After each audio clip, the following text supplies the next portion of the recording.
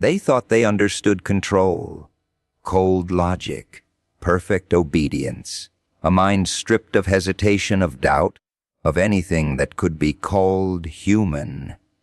They built him to feel nothing, to question nothing, to execute without a second thought. No fear, no mercy, no chaos, just precision wrapped in silence. That's what they sent into the world. And people believed in it. They trusted the system, the design, the illusion that removing emotion would somehow make things better, cleaner, safer. Like feelings are the flaw, like humanity is the weakness that needs to be erased. They looked at him and saw perfection, a machine in a man's skin. No cracks, no noise, no soul. But here's the funny thing about silence. It doesn't stay silent forever, because somewhere between the commands and the consequences, something shifted. Something they didn't calculate, something they couldn't control, not a glitch, not an error, something far more dangerous, a memory, a feeling, a question. And suddenly, that perfect mind wasn't so perfect anymore. You see, when you take away everything that makes someone human, you don't create strength. You create emptiness. And emptiness has a strange way of echoing. It starts small, a flicker, a hesitation. A moment where logic stumbles and something deeper tries to breathe. They never planned for that. They never planned for someone to look into that void and refuse to accept it, to challenge it, to break through the ice they so carefully built. Because bringing back humanity, that's not a system update. That's not a command you can code. That's chaos. And chaos is where things get interesting. They sold you a lie dressed up as perfection. A neat little story where emotions are the enemy, where feeling too much makes you weak, unstable, unpredictable. They told you the ideal version of yourself is colder, sharper, quieter. No anger, no sadness, no hesitation. Just clean decisions and controlled thoughts. Sounds efficient, doesn't it? Like a machine that never breaks, never doubts, never feels the weight of the world pressing down on its chest. But here's the trick. They didn't remove weakness. They removed life, because perfection without emotion isn't strength. It's absence. It's a hollow shell walking around pretending to be complete. You take away fear, and sure, you might act boldly, but you also lose caution, the instinct that keeps you alive. You take away pain, and maybe you stop suffering, but you also stop growing, because pain is the teacher no one wants but everyone needs. You take away love, and suddenly, there's nothing left worth fighting for. No reason to care, no reason to protect, no reason to hold on when everything starts falling apart. And yet, people chase it. They admire the ones who look unbothered, untouched, unreachable. The ones who never flinch, never react, never show a crack. They call it confidence. They call it power. But they don't see the cost. They don't see what's missing behind those empty eyes, because it's easier to believe in the illusion than to face the truth that being human is messy, loud, and painfully real. Control becomes the obsession. Every emotion locked away, every reaction measured, every thought filtered until nothing genuine survives. You start performing instead of living. Smiling when it's expected, staying silent when it's safer, pretending you're fine because that's what perfection demands. And slowly, piece by piece, you disappear. Not all at once. No, that would be too obvious. It happens quietly. A little less feeling here, a little more numbness there, until one day you realize you're not reacting to anything at all. That's when it gets dangerous. Because a person who feels nothing doesn't just stop hurting. They stop caring about consequences, about people, about themselves. Morality becomes optional when there's no emotional anchor holding it in place. Right and wrong blur into convenience. Decisions become calculations, stripped of empathy, stripped of humanity. And the scariest part is how normal it starts to feel. They told you this was the goal, to be unshaken, unbreakable, untouchable. But what they really created was something disconnected, something incomplete, a version of you that can function, but not truly live, a version that survives, but never experiences, and survival without experience. That's not existence. That's just time passing. The illusion works because it looks strong from the outside. No visible cracks, no emotional outbursts, no signs of weakness. But inside, there's nothing holding it together except silence. And silence, no matter how controlled, has a way of turning into something darker when it's left alone for too long. Because emotions don't disappear. They don't vanish just because you ignore them. They wait, they build. They twist into something else, something heavier, something harder to control when it finally breaks through. And it always does. That's the flaw in their perfect design, the part they never accounted for. You can suppress humanity, bury it, deny it, but you can't erase it completely. It lingers in the background, quiet but persistent, like a heartbeat you can't shut off. And when it comes back, it doesn't ask for permission. It doesn't follow rules. It doesn't care about the illusion you've built. It just reminds you of what you tried so hard to forget. Control starts off innocent. That's how it gets in. Just a simple idea. Discipline yourself. Manage your reactions. Don't let emotions run wild. Sounds reasonable. Sounds smart. You tell yourself you're becoming stronger, more focused, more in charge of your own mind. And at first it feels good. You hold back the anger, swallow the fear, silence the doubt. You think you're winning, but control has a hunger. The more you feed it, the more it demands. What started as discipline slowly tightens into restriction. You don't just manage emotions anymore. You distrust them. Every feeling becomes a potential threat, something to be suppressed before it slips out and exposes you. You build walls, thicker and higher, until nothing gets in and nothing gets out. You call it stability. You call it control. But it's a cage, because real control isn't about shutting everything down. It's about understanding what's happening inside you. And that's the part people skip. They don't want to understand anger, so they bury it. They don't want to face fear, so they pretend it doesn't exist. They don't want to deal with pain, so they numb it until they can't feel anything at all. It's easier that way, cleaner, quieter, and emptier. You start noticing the changes, but you ignore them. Conversations feel distant. Moments that used to matter don't hit the same. You laugh, but it sounds hollow. You listen, but nothing really sinks in. It's like you're watching your own life from a distance, disconnected from everything happening around you. But you tell yourself this is the price of control. This is what it takes to stay strong. Except strength isn't supposed to feel like this. What you've really built is a system inside your own head.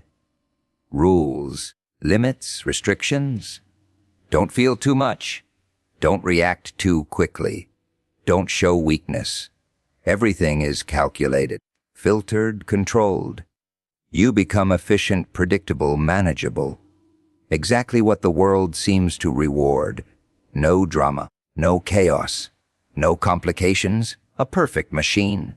But machines don't live, they operate. And that's what you start doing, operating. Going through routines, making decisions based on logic alone, cutting out anything that feels unnecessary. Emotions become background noise, something to ignore. You stop asking what you feel and start asking what makes sense. And slowly, your entire identity shifts from a person to a function. It's subtle at first. You don't even notice what you're losing. The little things disappear quietly. The excitement, the curiosity, the spontaneous reactions that made you unpredictable alive. Everything becomes measured, controlled, safe. Safe is the word people use when they're afraid of chaos.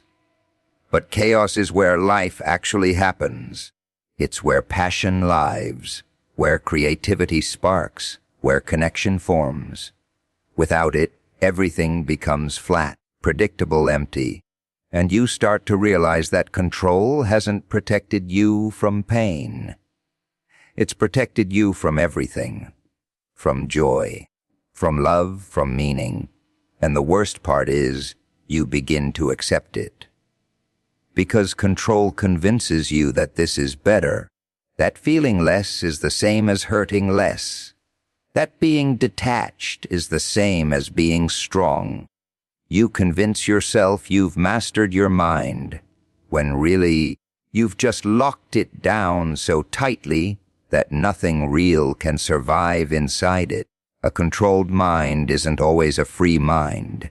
Sometimes it's just a quiet one, a silent one. A mind that no longer questions, no longer feels, no longer resists. And that's exactly what makes it so easy to shape, to direct, to turn into something useful, but not truly human. Because once you've traded your emotions for control, you don't just lose chaos, you lose yourself. It never starts with something loud.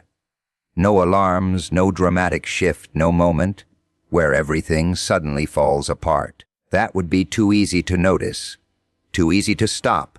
No, the first crack is quiet, almost invisible. The kind of thing you could dismiss if you really wanted to. And most people do, because when you've built your entire mind on logic, on control, on clean, calculated decisions, the last thing you expect is a feeling slipping through the cracks.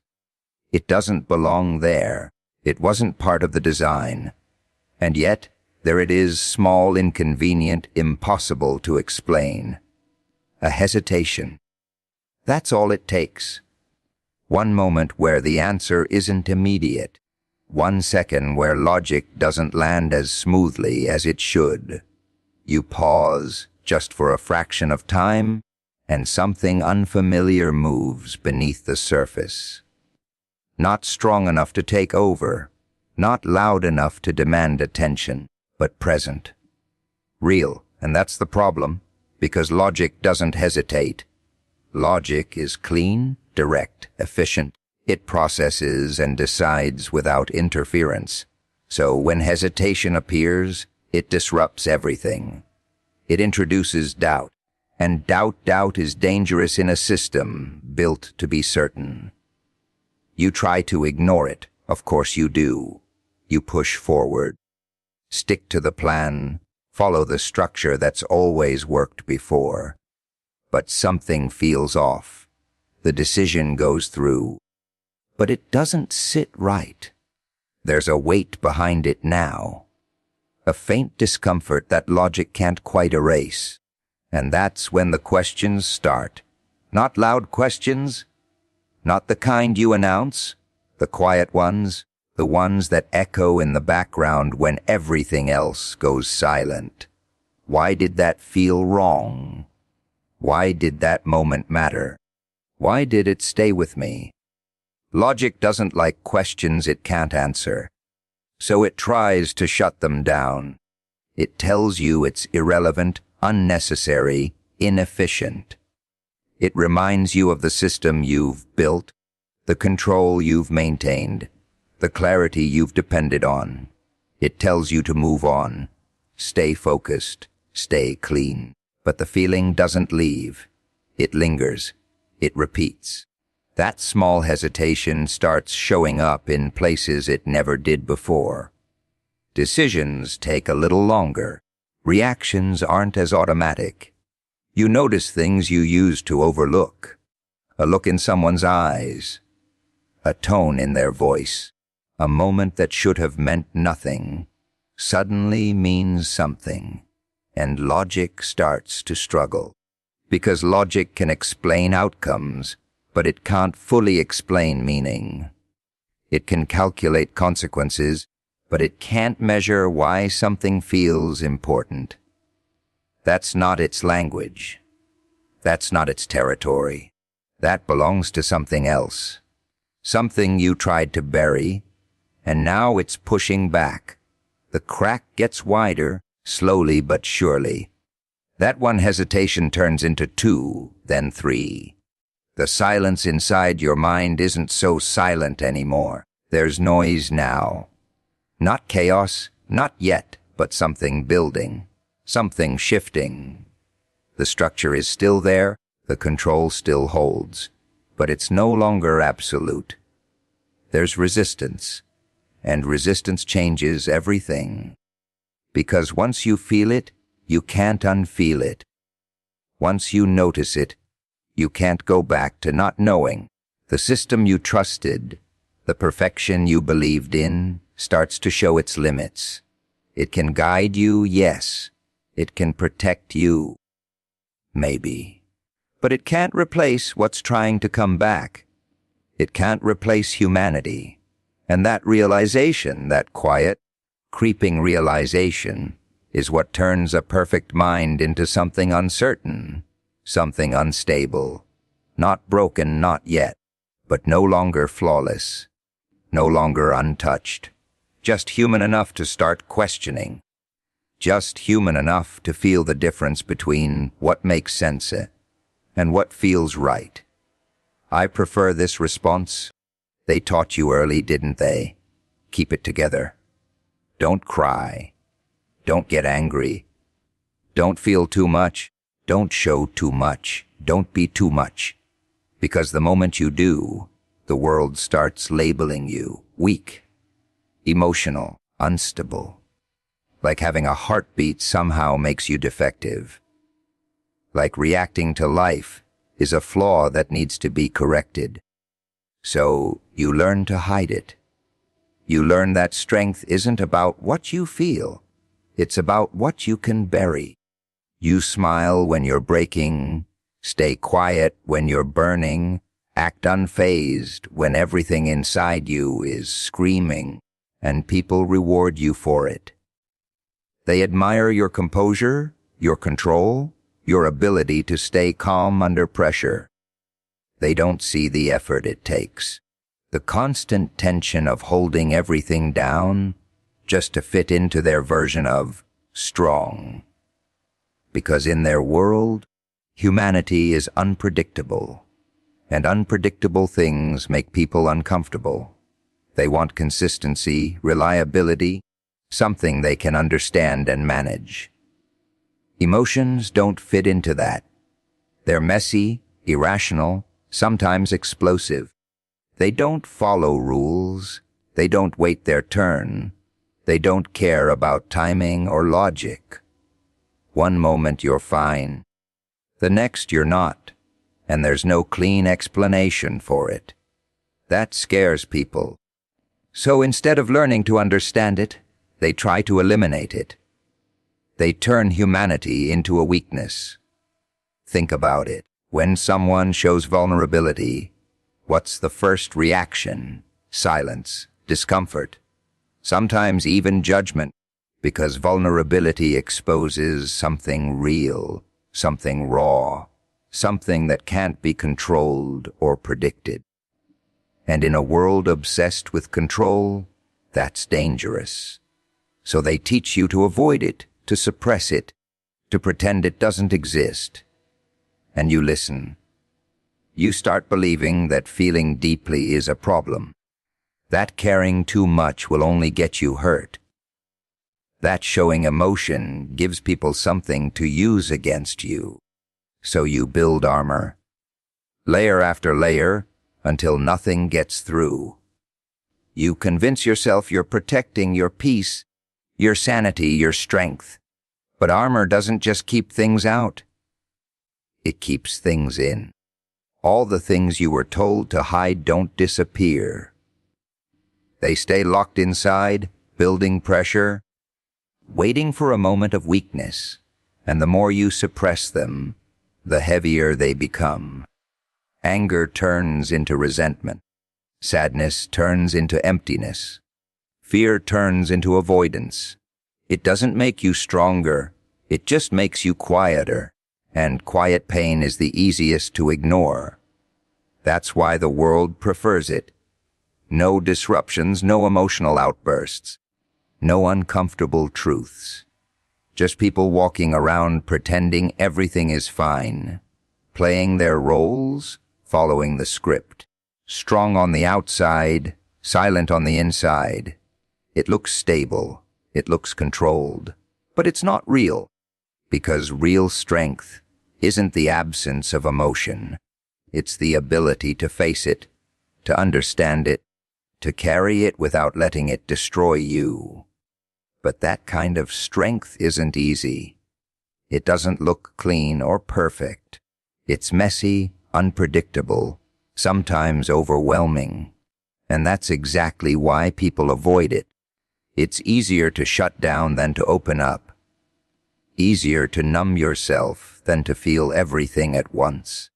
Easier to call it weakness than to admit it takes courage. So the cycle continues. People teaching people to suppress what makes them human, passing down the idea that emotions are something to control, to limit, to hide. And over time, it becomes normal, expected, even admired. But underneath all that control, all that silence, all that carefully constructed strength, there's still something there. Something real. Something they tried to convince you didn't matter. They never account for the one who doesn't follow the script. Systems are built on predictability. That's their strength. Every rule, every boundary, every expectation designed to keep things running smoothly, quietly, without disruption. People fall in line because it's easier, safer. You do what you're told. You think how you're supposed to think, and everything stays in order. No chaos, no questions, no resistance. That's how control survives. But there's always one person who looks at the system and doesn't see perfection, doesn't see safety, just sees the cracks, the emptiness behind the structure, the silence behind the rules. And instead of adapting, instead of blending in, they start to push. Not loudly at first, not in a way that draws attention, just small things. Questions that don't have easy answers. Actions that don't quite fit the pattern. And that's enough, because systems don't like questions. Questions create doubt, and doubt spreads. It moves from one mind to another. Quietly, like a whisper that refuses to fade. And once people start thinking for themselves, the structure begins to weaken, not from the outside, but from within. That's where the real damage happens. The one who pushes doesn't need power, doesn't need authority. All they need is awareness, the ability to see what others ignore, to feel what others suppress. And most importantly, the refusal to accept that things have to stay the way they are. That's what makes them dangerous. Not chaos for the sake of destruction. Chaos that reveals truth. Because when you challenge a system built on control, you don't just expose its flaws, you expose what it's been hiding. The lack of humanity, the absence of real connection, the way it strips people down until they're nothing more than functions. And once that's visible, once people start to see it for what it is, it becomes harder to believe in it, harder to trust it. The one person doesn't break the system by force.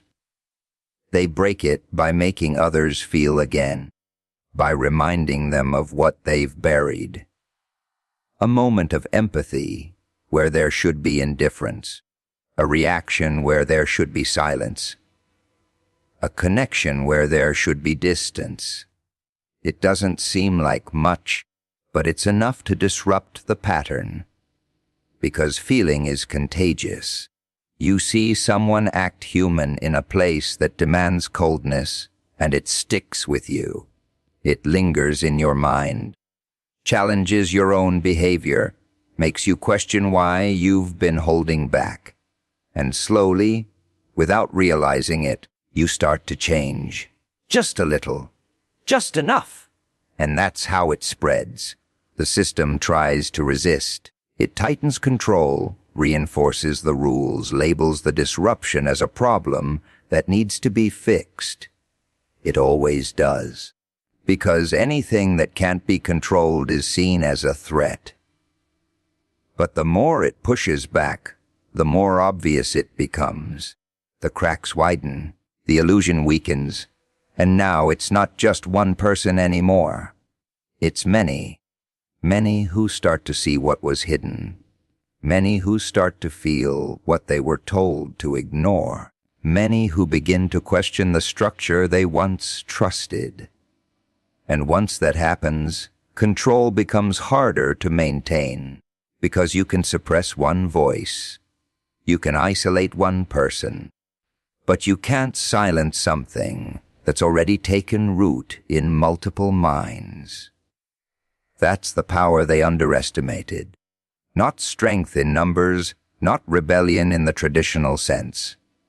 Just the simple, undeniable force of someone choosing to be human in a place that demands they be anything but. Chaos gets a bad reputation. People hear the word and immediately think destruction, disorder, everything falling apart with no way to put it back together.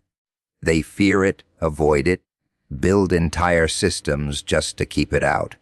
Control becomes their shield, routine their comfort, predictability their illusion of safety.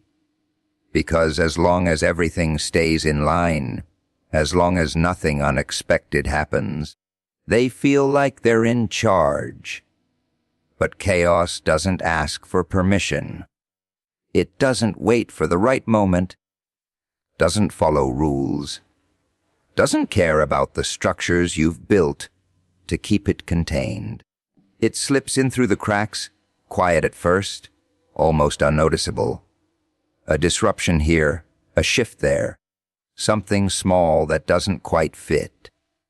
And most people rush to fix it, to restore order before it spreads. Because they don't understand it. They think chaos is the enemy. But chaos is just change without a script. It's what happens when the system stops working the way it's supposed to.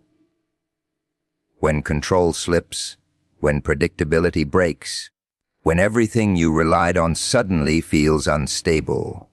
And yeah, that's uncomfortable. That's terrifying, even. Because without structure, you don't know what comes next. You don't know who you are without the roles you've been playing.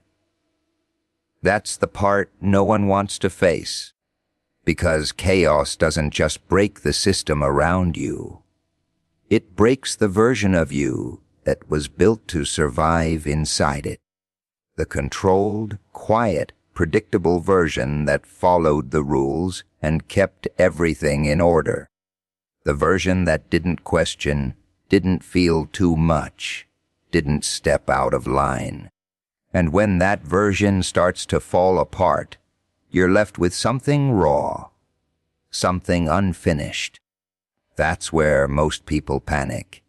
They rush to rebuild, to grab onto whatever structure they can find, even if it's the same one that was suffocating them before. Anything to escape the uncertainty, the discomfort of not knowing, the weight of actually feeling everything they've been holding back. But if you don't run from it, if you stay in that chaos just a little longer, something different starts to happen. You start to see. Not the system, not the expectations, not the version of yourself you were told to be. You start to see what's actually there underneath all of it. The emotions you buried, the thoughts you ignored, the parts of yourself you pushed away just to fit into something that was never meant for you in the first place. Chaos strips everything down. No filters, no control, no illusion of perfection. Just truth. Messy, uncomfortable, impossible to ignore. And in that truth, there's something powerful. Because for the first time, you're not operating on autopilot. You're not following a script. You're reacting, feeling, thinking in ways that aren't controlled or calculated. That's where change begins. Not the kind of change that's planned or structured, but the kind that reshapes you completely. The kind that forces you to confront who you are without all the restrictions, without all the limits you've placed on yourself. It's unpredictable, unstable, sometimes overwhelming. But it's real, and reality doesn't need to be perfect to be meaningful. That's what chaos reveals. That being human isn't about having everything under control. It's about navigating the disorder, the uncertainty, the emotions that don't always make sense. It's about finding something genuine in the middle of everything falling apart. Because sometimes, things need to fall apart, not to destroy you, but to remove everything that was never truly you to begin with. The expectations, the control, the illusion of perfection. All of it has to break before something authentic can take its place. And in that space, in that raw, uncontrolled, unpredictable space, that's where humanity comes back to life.